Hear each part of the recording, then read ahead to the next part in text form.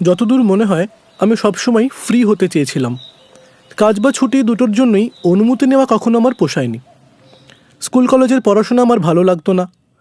বয়স যখন 17-18 আর কলেজ গেলাম না। সময়টা 21 শতকের প্রথম দশক। তথ্য প্রযুক্তির ঘেরাটোপে মানুষের জীবন ইতিমধ্যেই বাধা পড়ে গেছে।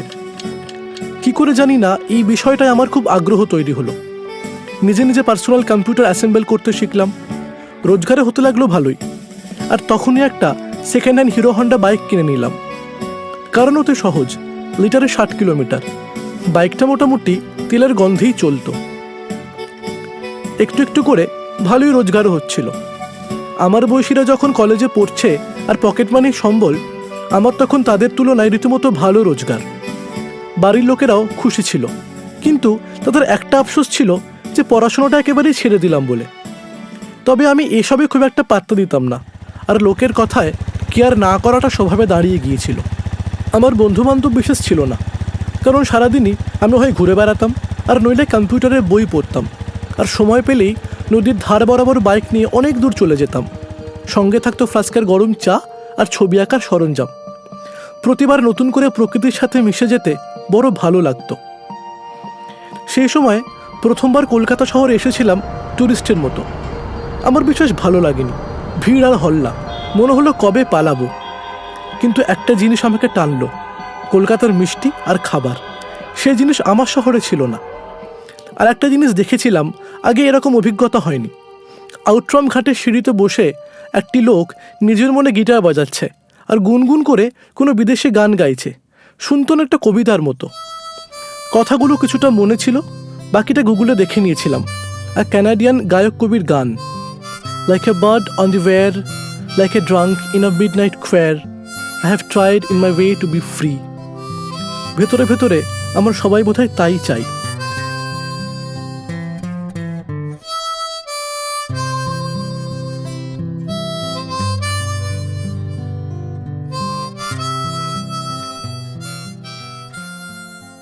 পলাশ সেনের জীবন ভালোই চলছিল, হয়তো আর কোনো পরিবর্তন হতো না। কিন্তু সে সময়ে ইন্টারনেট ভৌগোলিক সীমারেখা মুছে দিয়েছে। সোশ্যাল মিডিয়া আর মোবাইল ফোনের দৌলতে পৃথিবী হাতের মুঠোয়।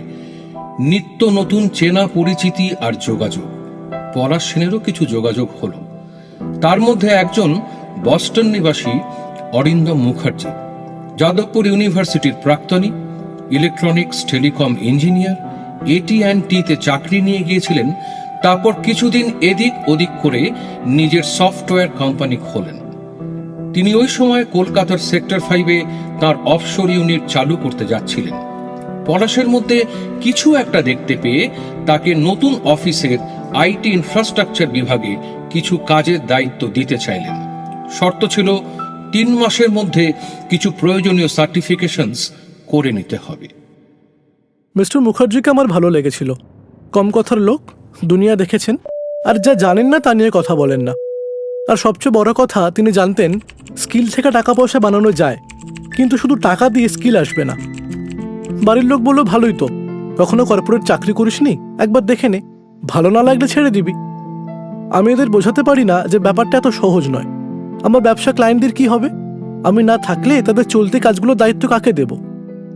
যাই হোক, মিস্টার মুখার্জির সঙ্গে কথা বলে একটা ব্যবস্থা করলাম।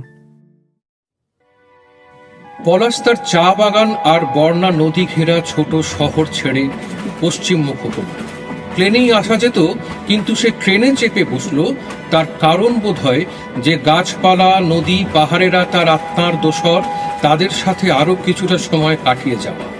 পেছনে পড়ে রইল পাহাড় লাইনের দামছড়ার পাহাড়, দাবাং নদী, শিলকুড়ির ময়না পাখির গান, ফারাক্কায় গঙ্গা পার করে গৌরবঙ্গ, মালদা, আর তারপরে হাওড়া।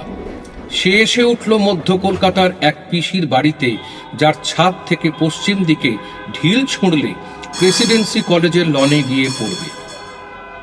কলকাতা শহরে এসে জীবনে প্রথমবার কর্পোরেট ম্যান হলাম।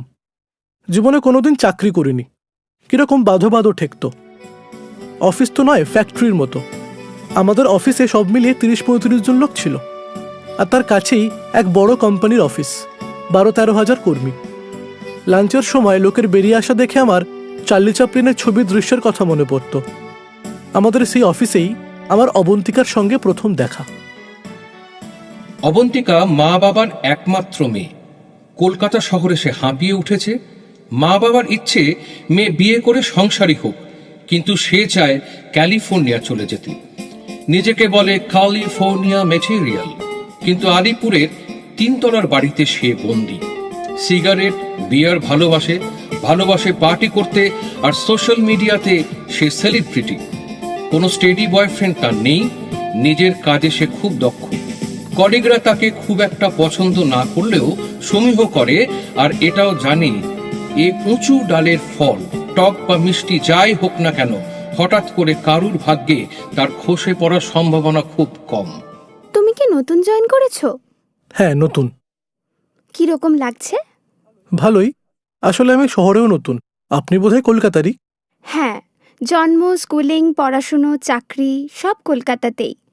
আর তুমি আপনি আপনি করে কথা কেন বলছো বলো তো? আমার নাম অবন্তিকা। অবন্তিকা, দেখুন, আমি তো পাড়াগার লোক। কি করে কলকাতার আদব কায়দা রপ্ত করতে হয় তার কোনো ম্যানুয়াল খুঁজেছি, কিন্তু পাইনি। আরে বাস, তোমার হিউমার তো দারুণ। কলকাতার ম্যানুয়াল তা থাকতে থাকতে শিখে যাবে।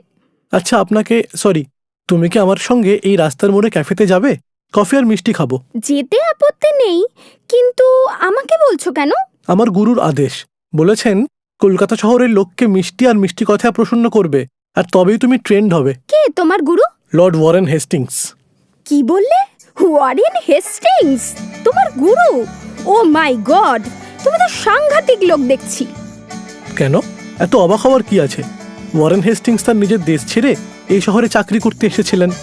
আমিও আমার বর্ণা নদীর দেশ ছেড়ে এই শহরে চাকরি করতে এসেছি।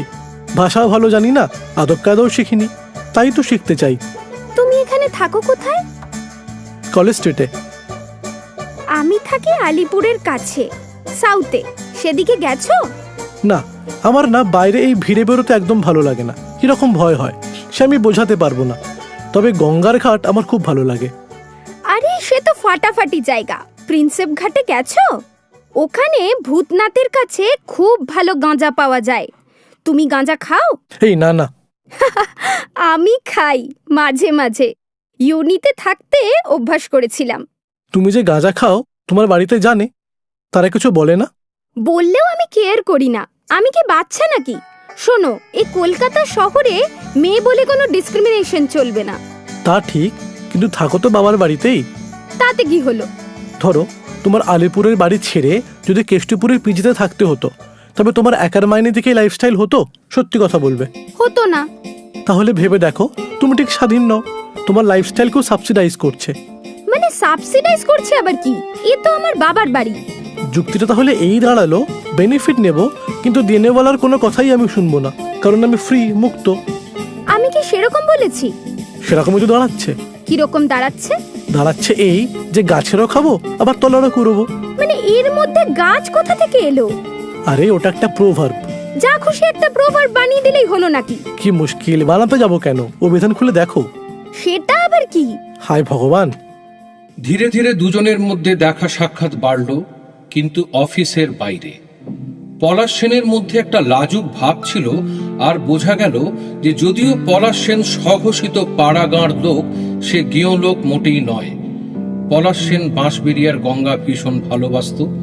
সেখানে গেলে সে নিজের মাটির গন্ধ আর বর্ণা নদীর শান্ত ঢেউয়ের আদর খুঁজে পেত।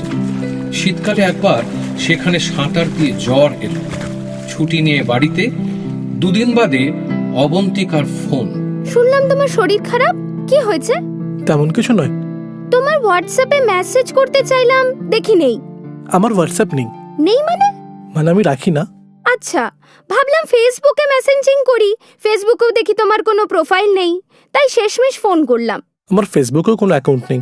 তুমি কি এই যুগের মানুষ নাকি অন্য যুগের? ওয়ারেন হেস্টিংসের যুগের। মনে নেই? আমি রিভ ভ্যান উইঙ্কেল। সে আবার কে? উপন্যাসের নায়ক। তোমার কনভেন্ট স্কুলে রিভ ভ্যান উইঙ্কেল পড়ায়নি, ভেবেছিল পড়াই আছে। আমি বাংলা স্কুলে পড়েছিলাম, মাস্টারমশাইরা বলেছিলেন আর আমি পড়েছিলাম। তোমার ক্ষেত্রে you picked up the language, আমার ক্ষেত্রে I have to learn it. যা বাবা, বকা খেতেই কি ফোন করলাম? বকা তো নয়, ফ্যাক্ট। আর ফ্যাক্ট তুমি শোনো না, কারণ তোমার মতো সুন্দরী, স্মার্ট, কসমোপলিটন মেয়েদের সোশ্যাল মিডিয়া আর সোসাইটিতে যাদের সঙ্গে দেখা হচ্ছে তারা মূলত 3 ধরনের: ফ্রেন্ড, অরবিটার আর ফ্রেন্ডস উইথ বেনিফিট। এরা কেউ তোমাকে ফ্যাক্ট বলবে না। তা তুমি কোন ধরনের? ফিলোসফার, সরি, নই, হওয়ার চেষ্টা করছি। তা এই ব্যাপারেও তোমার নিশ্চয়ই কোনো গুরু আছেন? আছেনই তো, কলকাতা শহরেই আছেন ডক্টর ফিলো, আর তার গুরু হলেন এথেন্স শহরের Socrates. Hopeless. Bye bye mister trying to be philosopher. আমি এসব গুরুবাজির মধ্যে নেই।